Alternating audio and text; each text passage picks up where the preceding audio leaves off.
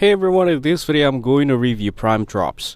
Prime Drops is advertised as a male enhancement supplement solid via a site called getprimedrops.com, claiming to address issues like erectile dysfunction and stamina. The domain was only created in June 2025 and is set to expire in June 2026, which is pretty new and risky.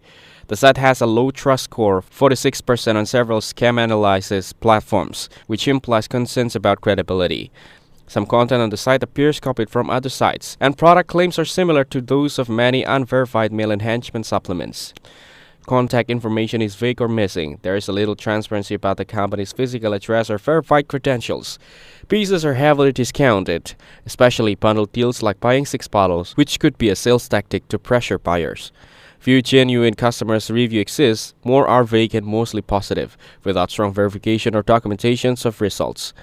Policies like returns or refunds are present, but many users' reports suggest difficulty in getting refunds or poor customer service.